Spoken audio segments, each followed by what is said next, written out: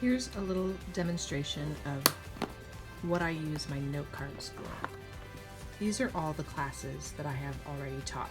This is right here, level 1s, my level 3s.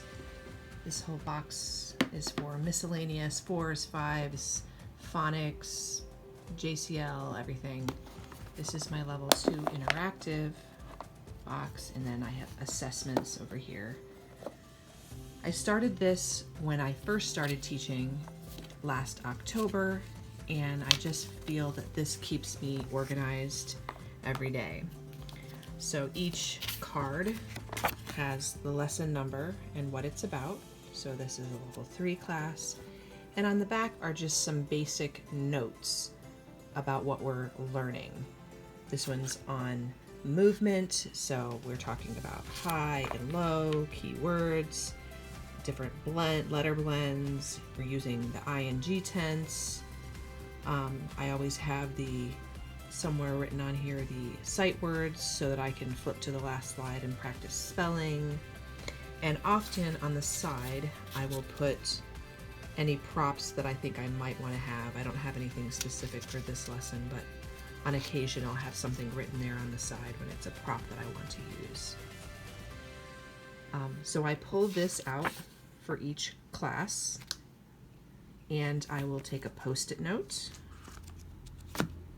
and put the time and the student's name or nickname and put it on there. And then when this is all cleared off here, I have them all laid out in order so that as each class comes, I grab the card, I put the post-it note here, I put the index card here so I can glance down at it, and that's how I teach.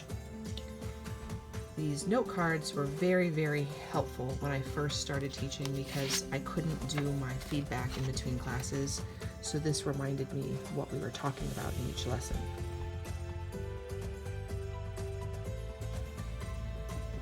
I said that I use Feedback Panda, and I know there are a lot of other options out there. This is just one of many great tools. Google Slides has feedback options as well. I found this one and I just got hooked on it because it has a database full of feedback that I can load up in here, and I don't have to write out all the details. I just put specific things toward the beginning or in each section if we did something a little different for each student.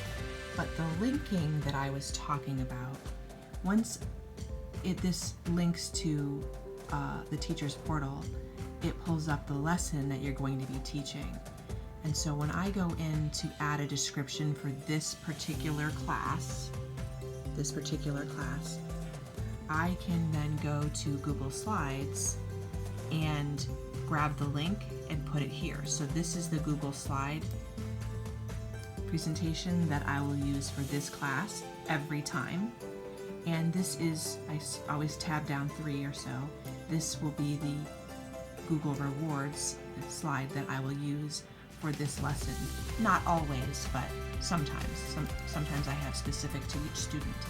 But what's awesome is when I put this into the description for this lesson, now every time I do this lesson, this will automatically come up. It's not by the student, it's by the lesson. So this Google Slide presentation is always linked to this class. So I don't have to prep this every time.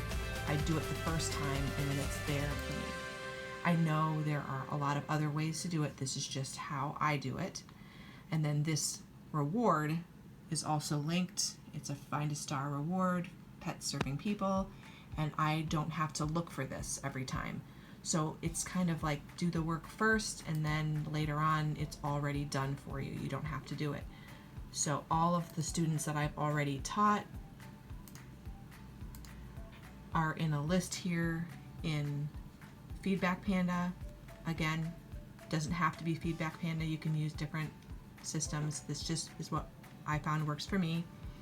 When I go into these, the template that I've already used in the past for feedback comes up and the lessons will come up. This is a level 1. I just decided a long time ago, well, not that long, I only started in October, but when I started using ManyCam and Google Slides, I made the decision that I was not going to use Google Slides for level 1s. I tend to use all 3D, 2D props for level 1s. Otherwise, it was too much, and I didn't feel it was necessary for level 1s. Other teachers do, I just choose not to. I use Google Slides and other digital props for level 2 and up. So this is how I have my second monitor set up. There's probably better ways to do it, I don't know, but this is what works for me. You see I have ManyCam set there to work, and then I have my Google opened up here with Feedback Panda.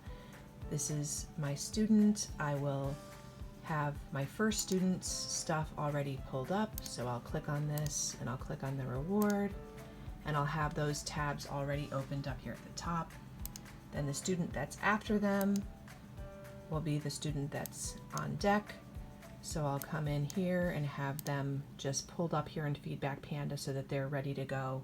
As soon as I finish with this, I'll close those out, open this one up, and then I open the next one to be on deck. So I already can flip from one student to the next with their Google Slides and rewards really quickly. As I mentioned, I use ManyCam, which I really like. Please understand that it was a long time for me. It was 6 months before I started using anything aside from my note cards and 3D, 2D props. Once I started using this, I really fell in love with it. I love to be able to give my students stars and glasses. I use this for repeat. We look at things, so I really enjoy it. I use those kind of effects for level 1 students, but I don't use any digital rewards or digital props like find a star or anything from Google Slides. Typically, I have a few students who are really specific about what they like, so I'll pull up a dinosaur reward for those kinds of things. But other than that, I don't use it for level 1s. So I'll just go quickly through a few more things here. You see my reminder to look up at the camera and smile, because when you have a second camera, a second screen, you often have to glance over to the side. At least I do. I wish I had a big screen that could go up above, up here, but I don't. So this is the best I can do with what I already had. So this is my reminder to look at the camera and smile. You see I have gooseneck lamps over there. I got really cheap on Amazon. I think I got one that the box was already open and it was like $15. I do use 2 cheap selfie rings just for some extra light. I have a window, but I don't get a ton of light at this time. I have a small lamp back here. Doesn't do too much for me, but I get a lot of light from that. And you see I put some little filtery things over them I got on Amazon just to make it so it's not so harsh and it minimizes the reflection. Behind me, I finally have a backdrop that I really like. I found this stuff. It is regular teacher bulletin board paper, but it's called, I think, Better Than Paper. It's like a fabric, so it doesn't wrinkle. You can use it over and over. It comes in big long sheets, so this is a 4-foot by 6-foot section that I use here as my backdrop. So it all looks universal and smooth behind me. And then some twinkle lights. I use this to put my ice cream rewards and stuff on that sticks out better. You can see it better for the students, just pops. This is from the dollar store for like, I don't know, $1 maybe. Anyways, I do have some 3D props, but I have a whole lot of 2D props. And I just print them from online and either laminate them and put them in baggies, or I do it on cardstock. I can't decide which I like better, cardstock or laminated. Things I use a lot, I guess I do laminate it so that I'm not ruining it.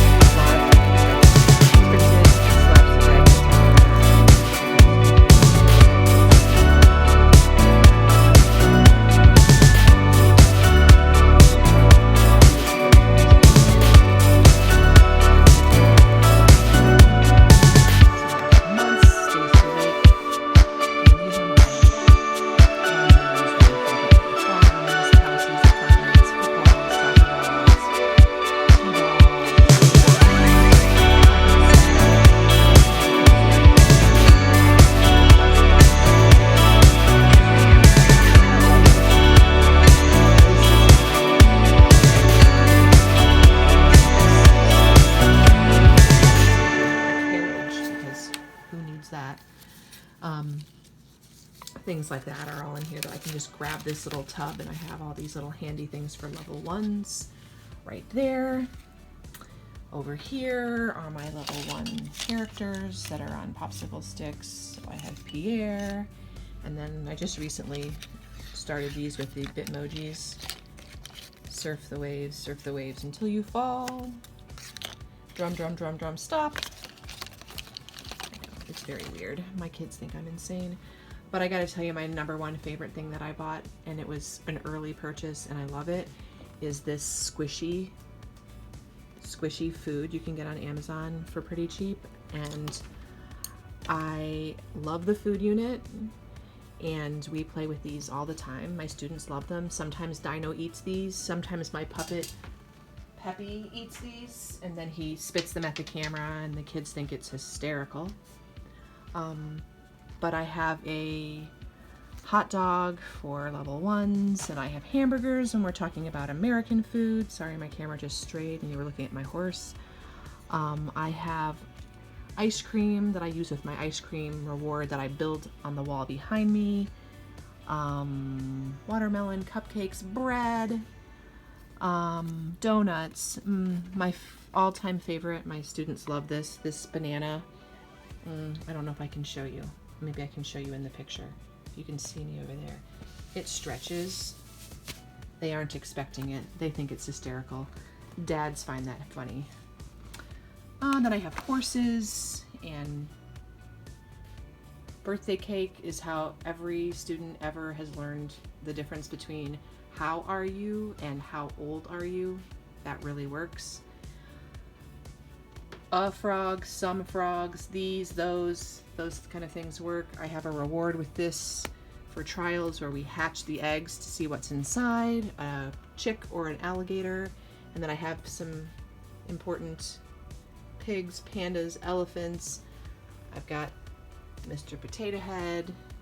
So I do a mix, obviously, of 2D and 3D items. I use puppets. I teach from level 1 to level 6. I teach all of the supplementary classes that I can get my hands on. And I use Google Slides. I'm a slider, love it. And I use Manicam, also love it. Digital Effects Facebook group, Google Slides Facebook group. And this is how I set it up. Everything is right here when I need it. My cards are laid out. So, well, that about wraps it up. I hope that's helpful. I'm not really good at making these videos. Honestly, my daughter, who is 13 next month, is who made my intro video for VIPKID last October. So I know it's on the wrong end of the video. I started with VIPKID in October 2018, so it's been 8 months. I've taught almost 1,500 classes since then. I teach about 30 hours a week, 25, 30 hours a week. I work about 5 hours every day. I work almost 7 days a week, but that's also because I travel a lot with my kids, so I'm not home a lot of weekends. So I started off doing a lot of Friday nights, Saturday nights. It's not my favorite, so I don't do a lot of those anymore. But when I first started, I opened up as much as I could so I could build a base. Now I have a pretty significant group of regulars, so I don't have to work those times. But I recently decided to open up my schedule bigger for before we leave for our vacation. So I tried that overnight. I have another one of those planned this weekend where I have, I think, 15 classes. They're all back to back, but I do leave a half-hour window of I need to go to the bathroom and get a drink and stretch my legs. So the other night I had 18.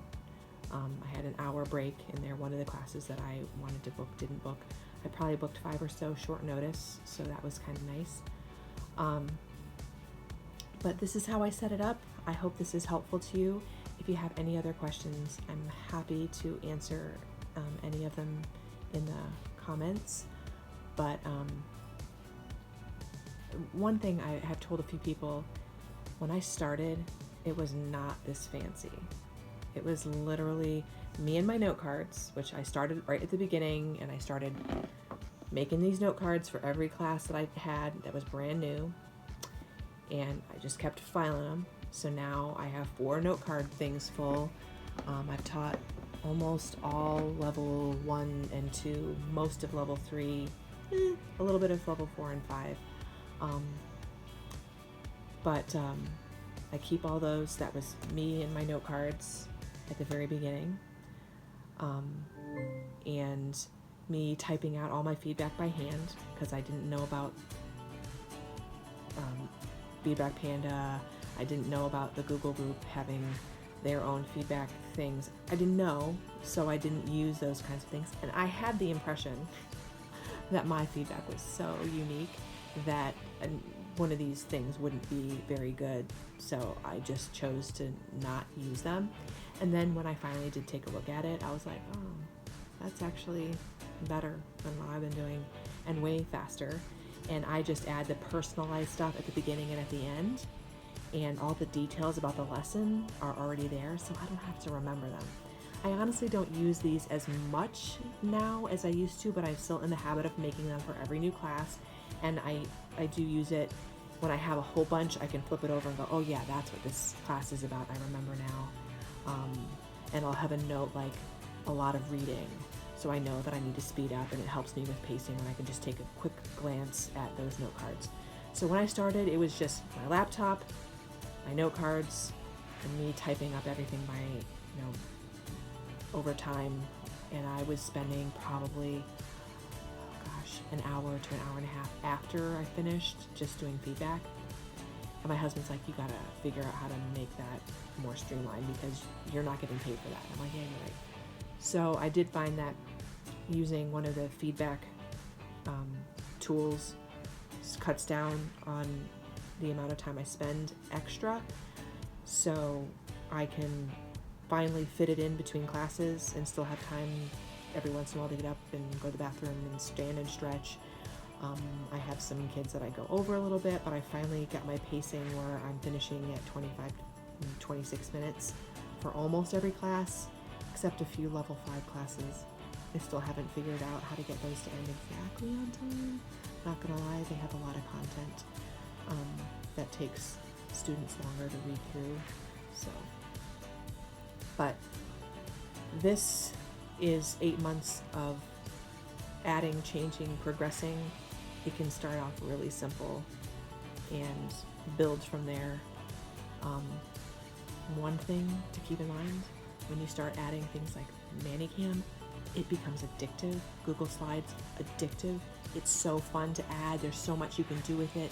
You feel like it really enhances your content, and I feel like I'm a much better teacher because I can give more examples and I can use unique rewards each class. If you let it, it will overwhelm you and you will Like, I started to do too much, and I was fumbling, and I felt awkward in class, so I kind of tamed it back some. And that's part of the reason I don't use any of that for level 1s. I figure I'm just entertaining enough. They don't need all the extra. Sometimes they do. Big ears, it's just fun. So, I hope this helps. I'll talk to you later. Bye.